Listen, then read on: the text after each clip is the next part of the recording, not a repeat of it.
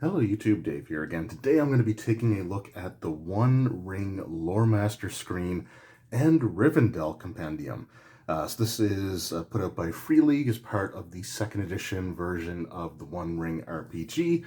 And before I get too far into this, I just want to make it known for transparency's sake that this was sent to me by Free League for the purposes of doing a review video for.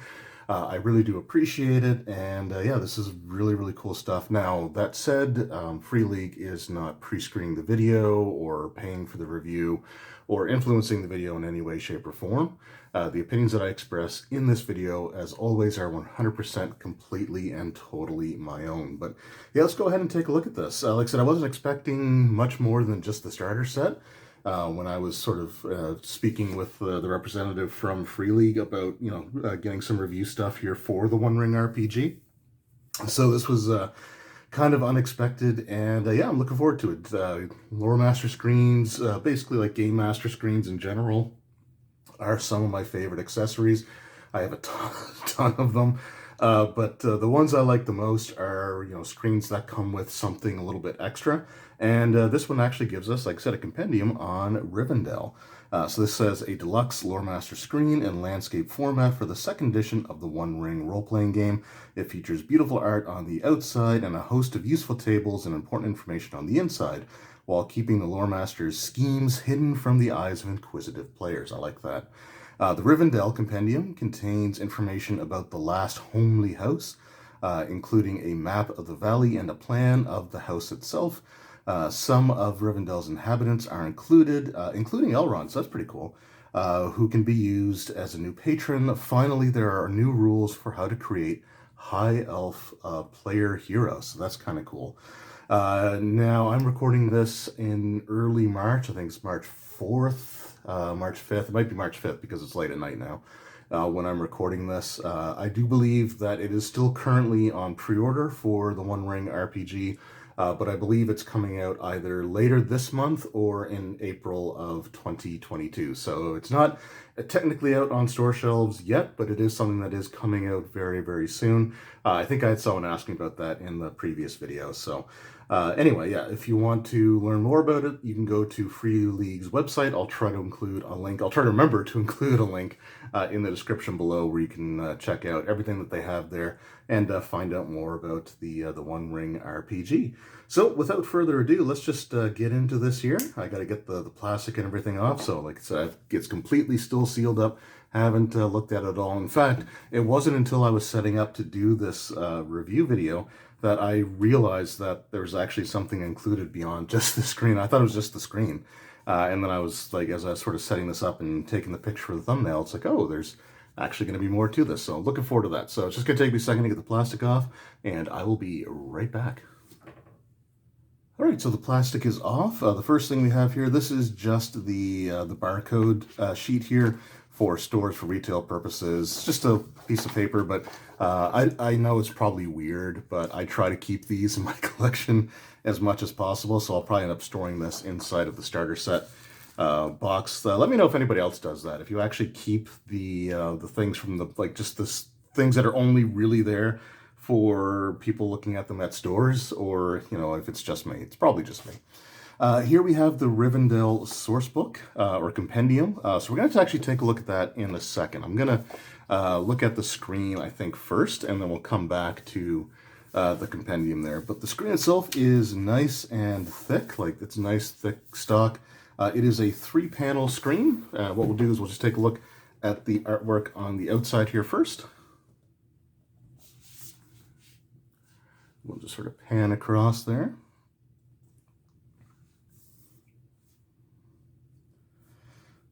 So you got what looks like a human, a hobbit, and possibly an elf on the horseback there. Then you've got like the orcs. Really cool looking. Kind of a darker scene, but I like it. Like it has very much like an oil painting sort of feel to it, sort of a look to it. I think it's really nice. And again, really nice, thick, sturdy charts or cardstock used for it. So it's really nice there. All right, as for the information on the screen itself, we have the special success table. So when you're rolling your dice, there are symbols on, like for the skill dice on the 6 on the D6, and you can actually spend those for different things. So it gives you that information there. Risk levels. It also gives you the page reference to where you can find the stuff in the core rulebook as well, which is awesome. Conditions. So anyone who's watched this channel for a while and watched a lot of my other Game Master Screen videos, you might know that one of my pet peeves is becoming like how much conditions take up space on certain screens. And what's great about the One Ring is that there's only 3, and there they are. So it has all of the conditions, but it takes up just a little tiny section. It's nice to see. Then we have advantages and what you can gain from them, and examples, and for basically like regular or for like ranged attacks, which is really cool. And like I say, here we got our risk levels. Adversary special damage options. So just like the player characters, they can have certain things with successes. The enemies can do the same thing, and although they have different options that they can sort of choose from, and that's what we have here. Things like break shield, heavy blow, which deals an additional endurance loss, which is basically like extra hit points. Pierce, so it gives you sort of an extra bonus on the attack roll. Seize, yeah, there's just all kinds of like just, again, cool stuff that we have there. And where we had our advantages, we also have complications and what they cost you, examples of them, and examples of them for range attacks. On the center panel, we have when to roll. So again, with the page reference. So it says, danger, roll if an action is dangerous. If a player hero does not risk anything by failing, do not roll. Then there's knowledge, so roll if an action aims to obtain information that is not immediately available. If the knowledge that the heroes are looking for is not secret or hidden, do not roll. Manipulation, if an action intends to influence one or more uncooperative Loremaster characters. If what the heroes ask of them is coherent with their motives, do not roll. So again, one of the things about the One Ring system that I'm seeing so far is they kind of try to mitigate how often you're rolling dice. Like I said, there are skills, right? And you can make certain skill checks, but if you're using a skill to do something that's rather like mundane, with no like real serious consequence, then like you just don't bother rolling, sort of thing.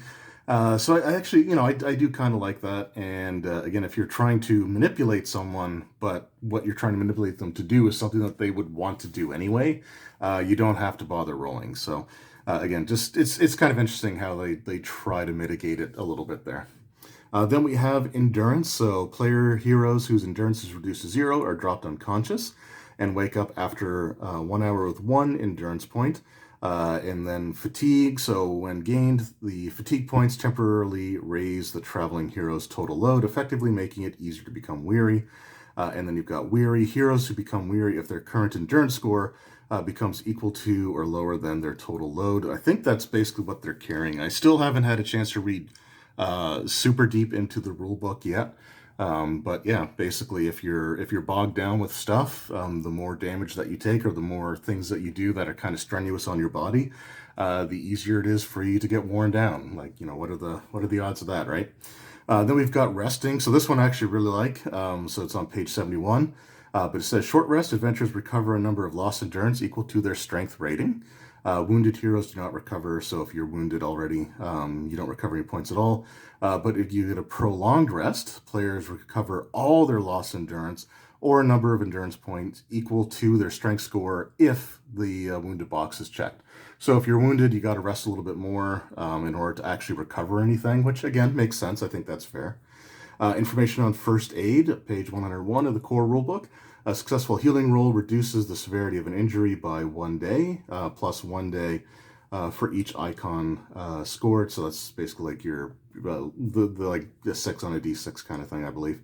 And so what's interesting, so wounds take time to heal, and so the first aid can actually basically reduce the amount of time it takes for you to recover fully from that wound. So again, kind of cool stuff. I like the wound system. I still haven't fully wrapped my head around it, but what I've read of it so far, I kind of like. Then you got reviving heroes. So dying heroes must receive a successful healing roll within approximately 1 hour, or they will die. I believe so. I think if you're already wounded, there's like a wound severity. Oh, there's yeah, the wound severity chart is right here. But before we get there, we've got the sources of injury that we should take a look at. So source of injury, we got moderate, severe, grievous, and then notes on them. So the source, for example, extreme cold. So for moderate, like source of injury for extreme cold, you'd have like chilling winds. Severe would be deep snow, and grievous would be frigid waters. Roll each half hour. Hero is dying if endurance down to zero endurance. Falling, shortfall would be moderate, so 10 feet max, or soft landing. Severe would be a long fall, 30 feet, or a hard landing. And then grievous would be a deadly fall from a great height or a dangerous landing. The hero is wounded if down to zero endurance. Fire, so torch, flame, campfire, brazier, burning house, funeral pyre, or dragon fire. Roll each round. Hero is also wounded if down to zero endurance. So you can take a wound even if you have endurance points left. But again, a lot of times if you're reduced to zero endurance from these sources of damage, then you just automatically become wounded. That's essentially what that means. If you're wounded, and I believe if you're wounded and you suffer another injury that would also give you a wounded condition, at that point you're considered to be dying. So I'm pretty sure that's how that works. Suffocation, so choking on fumes, drowning, strangulation. Poison, you got food poisoning, which I've been there. Snake bite or orc poison, and then you've got spider poison. And then we got our wound severity. You basically, when you suffer, I think when an effect might give you an injury, you roll the feat die, which is the 12-sided dice. And then you've got a grievous injury. So I think that's if you roll a 12 on the D12. Moderate injury would be if you roll, I think, the 11 on the D12, and then severe is a like 1 through 10. The D12s are numbered kind of strangely, and it was brought to my attention that the D12s that I have from the starter set are mislabeled. So don't quote me exactly on those numbers. But I think that's essentially how it goes is like the 12. I think it's either the 11 or 12 would be like the grievous injury in this case. It might be the 11. 12 might be the best result. So then you've got the information here. So if you suffer a grievous injury, you are knocked unconscious with zero endurance and are dying as if wounded twice. If you suffer severe injury, the value indicates how long it will take for the injury to mend, expressed in days. So again, like you might suffer like a broken leg or something like that, that takes some time to heal. Moderate injury, the blow received was violent enough to expose you to the risk of worse consequences if injured again, but no real lasting damage was inflicted. At the end of combat, you will fully recover in a matter of hours. All right, and then we've got our council structure. I don't know much about this information here yet, but it is on page 106. And I think this screen's actually going to come in really handy, helping me navigate through the book to find the specific information that we have in here. But just sort of gives the information introduction, interaction, and stuff like that. Journey rolls. So the roles, so you can be a guide, a hunter, lookout, or scout, and sort of what the function is in the party. Marching test, so the guide of the company must make a marching test. Rolling travel. If the roll was a failure, the event occurs 2 hexes away along the journey path in summer and spring, and 1 hex away in winter and autumn. If the roll was a success, the event takes place at a distance of 3 hexes, plus 1 hex for each, basically like the 6 that you roll on the D6 rolls. Event target, so you've got success die roll. You can get like scouts, lookouts, and hunters, sort of what they can do. Perilous areas, so number 1, the traveling company stops in the perilous area as soon as it enters. 2, before the player heroes can leave the area, they must face a number of events equal to its peril rating. So that could be things like being chased by enemies or being sort of herded by enemies to a larger enemy. It could be like crossing some sort of like treacherous terrain feature. There's all kinds of stuff that events could be. And then number 3, once all events have been resolved, the company continues the journey normally, resuming their marching rolls from the first hex along the journey path outside the boundaries of the Perilous Area. And then we've got our journey events table. So you can have a terrible misfortune. If the roll, consequence of the roll, if the roll fails, the target is wounded and you gain fatigue points, which I believe, again, that sort of works towards becoming weary based on like the stuff that you're carrying or your endurance. If you roll a 1, it's despair. If the roll fails, everyone in the company gains 1 shadow point. And I haven't read the stuff on shadow points too much yet, so I can't really comment too much on that at this point.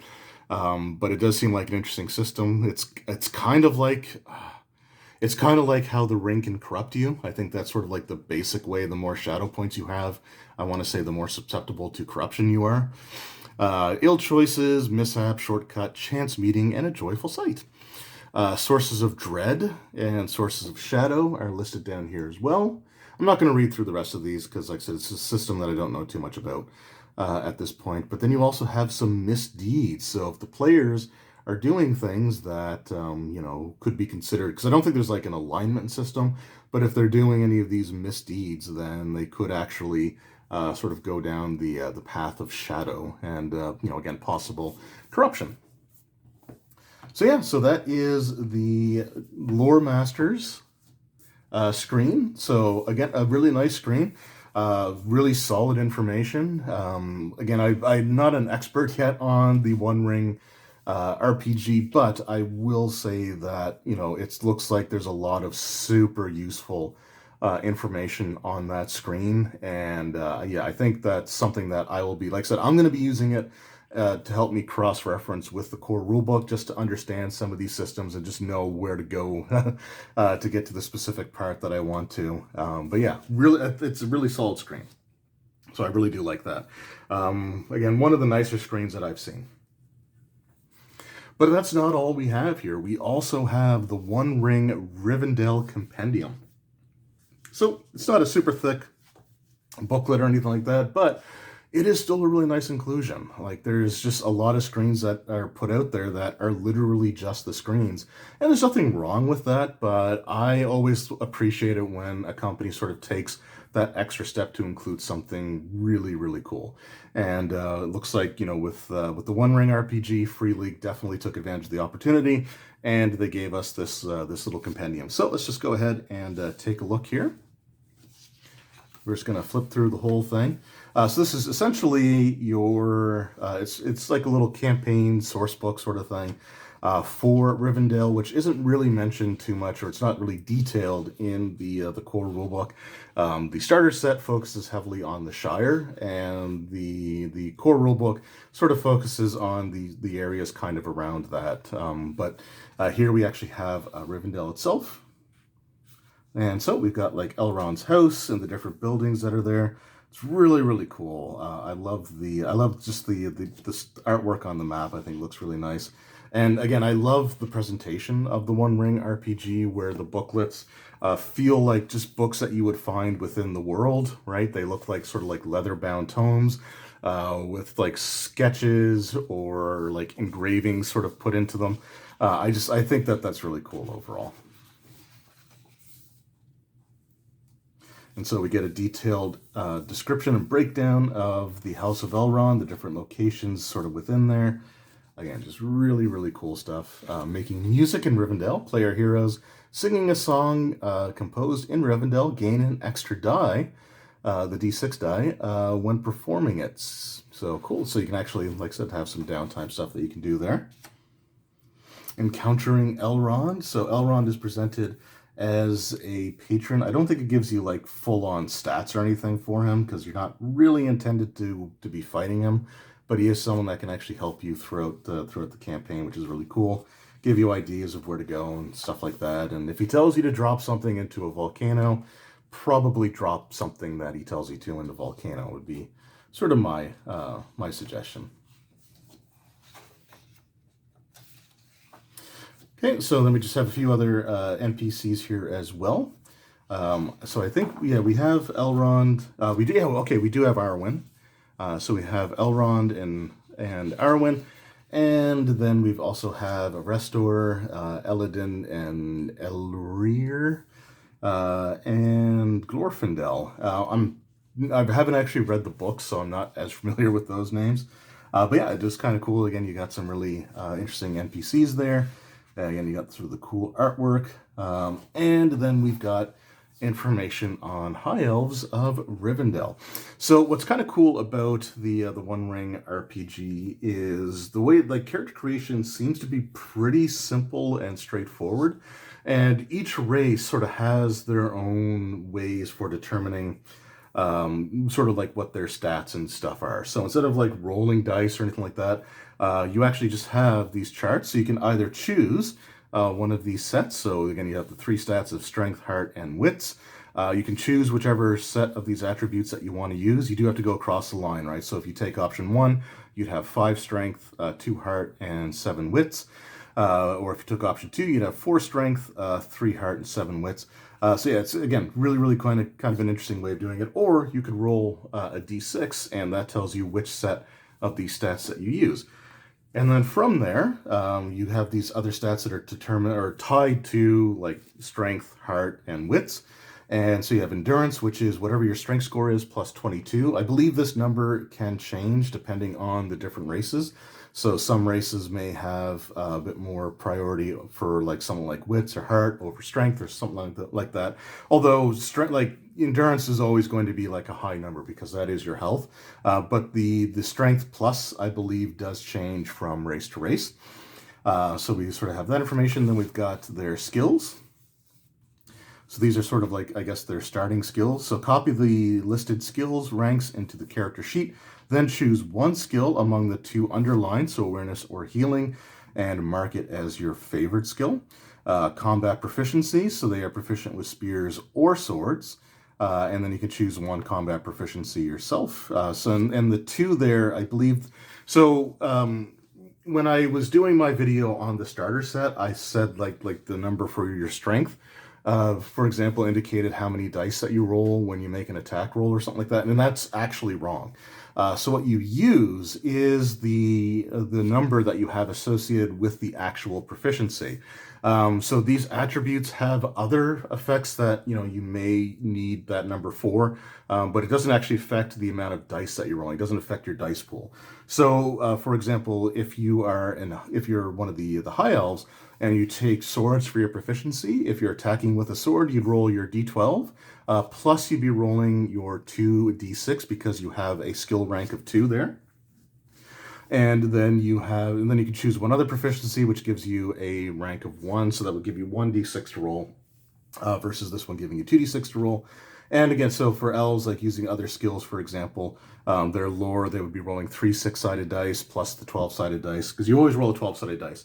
Now, if any of your skills have a 0 in them, you still roll the d12, but you don't roll any other dice alongside of it unless you have like a bonus dice from like an advantageous situation or something else that might grant you one. So that's sort of, again, so that's what those symbols meant on the character sheets from the starter set, and that's sort of how that works. So I was a bit wrong. You don't roll a handful of dice based on the attributes themselves, but you do it based off the number of ranks that you have in the skills. Plus, you always roll a d12, and then there are situations where you can roll 2d12, but you only record one of them towards your success. You just take whichever one would be like better for you, obviously. Then we have their distinctive features, languages, and typical names. So we have High Elven names here with male and female. And then we have the virtues of the High Elves, so sort of like their racial abilities kind of thing. And that's it. There you go. So overall, this is a really solid product. The screen itself is really nice. Like, again, it's a nice, thick, very high quality feel to it. It does not feel flimsy. It does not feel like it's going to fall apart. The information contained inside is really useful. There's a lot of great stuff there. Because again, even though I haven't really gotten to the point where I've read up on like shadow and corruption, stuff like that, it is a big part of the game. So having that information on the screen is great. the combat stuff, the wounds, the traveling information. There's just a lot of really useful charts on that screen. And yes, it does have conditions. It has all the conditions that are in the game, but the conditions are, there's only 3 of them, and they take up like the space of a paragraph between all 3. So that's, that's totally fine. So, I mean, if it was just the screen on its own, I would still be, really impressed with it, and I would still give it a high recommendation.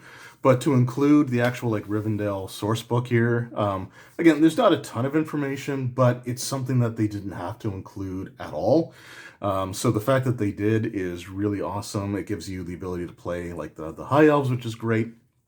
I think they have like the Wood Elves in the core rule book. I have to look at that again though, because I'm not 100% on that. It's been a few days since the last time I looked at it, because there's been a lot of stuff going on lately. So not going to get into that though. But yeah, this is, like I said, a really solid product. I love the inclusion of the Rivendell Compendium. And if the screen wasn't good enough on its own, which it definitely is, including this booklet here just sort of puts it over the top there. So yeah, there you go. If you are into the One Ring role-playing game and you want to be a lore master, this is something that I do highly recommend. I don't have the retail price off the top of my head, but I will go on to their website and I will try to include that in the description below. So if you're curious about the price, if you haven't already read the description, please do so. Because I'll try to include that information there as well. If I haven't, please let me know, because my memory sucks. It's also super late at night, so I usually just set the video to render overnight, and then I'll upload it in the morning, so I usually do forget things between then. So if I do forget to include like the price information and the website link to Free League Publishing, please let me know. But if I remembered all that stuff, then you can check out that information right now without having to send me a reminder that, hey, you done goofed. But yeah, really solid product. Yeah, I love the inclusion of the booklet. And yeah, it just like, it gives you, as a lore master, it gives you, more locations that you can sort of explore, some other NPCs that your players can interact with. But as a player, it also gives you access to a whole other race that you can choose. And elves are like my favorite fantasy race. So the more options I have to play them, the better for me. So definitely an awesome product. And if you're looking into getting the One Ring, and like I said, if you want to be like a lore master in the One Ring RPG, then this is something that I highly recommend. So thank you once again to Free League for sending this to me, and thank you every one of you who's taken time out of your day to watch this video. I really do appreciate it. And let me know in the comments below if you plan on picking up the One Ring RPG, if you backed the Kickstarter, or if you're waiting for it to come to your local game stores. What kind of characters do you want to play? What kind of adventures do you hope to go on or run for your groups if you plan on being a lore master? Just let me know all that stuff in the comments. I always look forward to reading your guys' what you guys like, just really cool ideas. Anyway, thank you very much again. I do appreciate it. Hope you all have a great day, and I will see you all next time. Take care.